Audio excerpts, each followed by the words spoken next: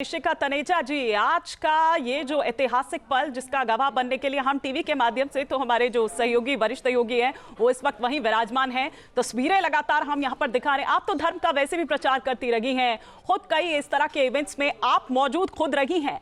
आज के इस दिन में जब इतने सारे दुर्लभ संयोग बन रहे हैं, देखिए तस्वीरें भी इस दौरान आ रही हैं। ऋषिका जी, मैं लौटूंगी आपके पास, लेकिन देखिए यहाँ पर राज्यपाल भी नजर आ रही हैं आपको, आनंदीबेन पटेल, मुख्यमंत्री योगी आदित्यनाथ आपको यहाँ पर नजर आ रहे हैं। प्रधानमंत्री का स्वागत जिस वक्त वो यहाँ पर पहुंचे उस वक्त फूलों का गुलदस्ता उनको देते हुए आपको मुख्यमंत्री यहाँ पर नजर आ रहे हैं।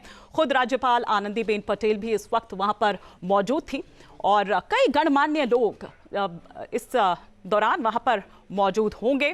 ऋषिका जी, हेलो जी। जी जी नहीं, बहुत ही ऐतिहासिक दिन है और सबसे इतना सुंदर उन्होंने मुहूर्त चूज करा है। आज हमें सच में लग रहा है कि जितनों के सपने थे पीढ़ी दर पीढ़ी, 500 साल हो गए हमें ये दिन देखने के लिए, और आज वो पूरी तरह से जब वो पूरा हो रहा है, मुझे लगता है उन लोगों को मेंशन करना भी आज बहुत ज्यादा जरूरी है। चाहे वो महंत श्याम आनंद महाराज जी हो, चाहे वो राजा मेहताब सिंह जी हो जो बद्रीनाथ के थे, चाहे पंडित देवी दीन पांडे जी हो, चाहे वो महाराजा रणविजय सिंह जी हो, चाहे रानी जया राजकुमारी जी हो, स्वामी महाराज महेश वरी जी के साथ, चाहे श्री वैष्णव दास जी हो जिन्होंने 30 बारी अटैक करा था ये मंदिर वापस पाने के लिए, चाहे राजा हो भीती के, अमेठी के, हंसवर के, पूरे चिमटाधारी जितने भी साधु संत थे, उन सब ने उनके साथ मिलकर नासिरुद्दीन हैदर के अगेंस्ट लड़ाई लड़ी थी। जब नवाब वाजिद अली शाह थे तो उनके अगेंस्ट लड़ाई लड़ी थी। उसके बाद बाबा रामचरण दास जी ने बहादुर शाह जफर जी के साथ जब लड़ाई लड़ी थी तो उनको इमली के पेड़ से लटका दिया था। चाहे रघुबीर दास जी की बात करें, चाहे हम LK अडवाणी जी की बात करें, चाहे हम सारे कार सेवकों की बात करें, चाहे हम VHP के लोगों की बात करें, चाहे हम संघ के लोगों की बात करें, और चाहे हम अपने माननीय प्रधानमंत्री मोदी जी की बात करें, चाहे हम बात करें मेरे फेवरेट CM योगी आदित्यनाथ जी की, सबकी मेहनत और सबकी आस्था, सबकी ये जो साहस है जो हमारे को दिखाई दिया है, आज वो सपना सबका पूरा कर पाए हैं। मैंने तो जब खुद मैं योगी जी के साथ मिली थी जब मैं सीता मैया बनी थी दीप उत्सव में, तो मैंने उनकी जो आस्था थी, उनका जो समर्पण है पूरी इस धरती के लिए, वो जब मैंने देखा, मतलब मैं खुद ही मेस्मराइज हो गई। मैं 2 मिनट के लिए यही भूल गई कि मैं सीता मैया बनी हुई हूँ और मेरे सामने योगी जी खड़े हैं। तो मैं तो वो बिल्कुल उस फैन मोमेंट में घुस गई, बिकॉज वो जो आस्था है वही आस्था हमें प्रेरणा देती है कि हम जैसे युवा लोग सब इकट्ठे हों और इसके लिए खड़े हों। अगर वैसे लोग नहीं होते आज तक लाइफ में, तो शायद हम ये जो मोमेंट है कभी अनुभव ही नहीं कर पाते।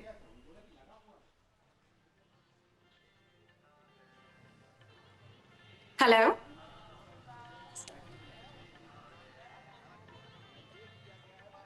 बिल्कुल बिल्कुल ऋषिका जी, आपने बहुत महत्वपूर्ण बातें कही कि राम मंदिर के निर्माण में बहुत बड़े लोगों का भगीरथ प्रयास है। मैं कहूँगा कुछ लोगों का गिलहरी जैसा योगदान है, और तभी जाकर ये आज जो हम अयोध्या नगरी देख रहे हैं, जो पूरी बदली बदली लग रही है, ये इसीलिए लग रही है और इसके पीछे बहुत सारे लोगों का योगदान है।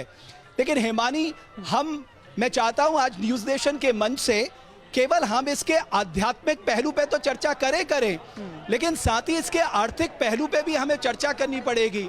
आप सोचिए, इतने कम समय में 8 से 10 हजार करोड़ का प्राइवेट इन्वेस्टमेंट, 35,000 करोड़ के इंफ्रास्ट्रक्चर प्रोजेक्ट्स, 50,000 लोगों को प्रत्यक्ष अप्रत्यक्ष रोजगार। आप सोचिए, ज्यादातर लोगों ने अपने घरों को होम स्टे में तब्दील किया। जब वहां पर जितने भी हमारे मंदिर के दर्शनार्थ हेतु, राम जी के दर्शन हेतु आते हैं, वो वहां पर लुकते हैं।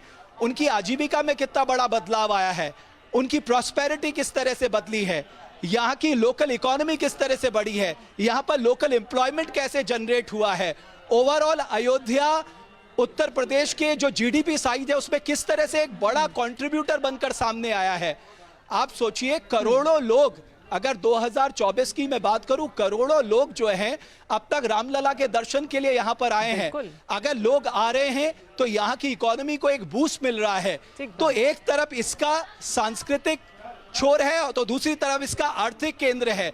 अगर हम दोनों को समकक्ष मिलाकर देखेंगे तो तब हम कह सकते हैं एक दिव्य, भव्य और नव्य और आर्थिक उन्नति की ओर बढ़ती हुई जो अयोध्या नगरी है, जो तमाम ट्रांसफॉर्मेशन से निकलकर अब लगातार आगे बढ़ रही है। तो हमें इन दोनों पहलों को भी चर्चा करना होगा। हिमानी, एक बात मैं और कहना चाहता हूं जी।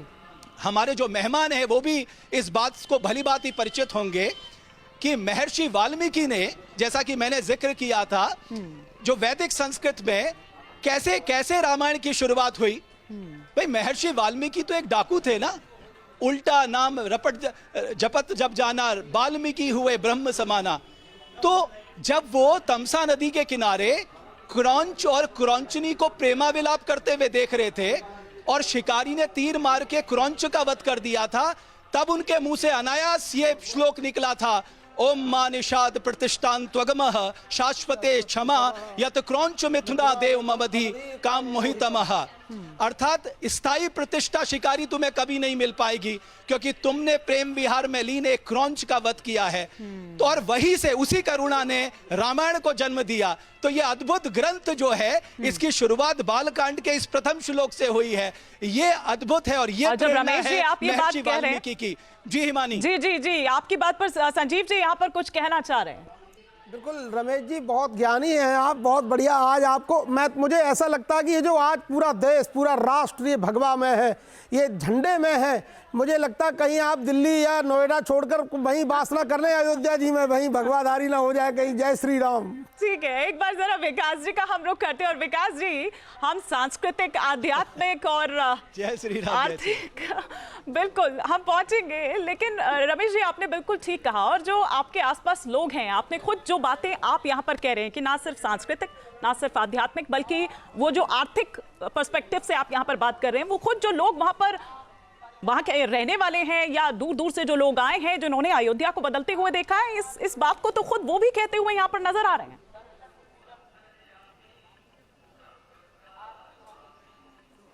बिल्कुल, कल मैं कम से कम कितने लोगों से बात कर रहे थे, मैं और विकास जी।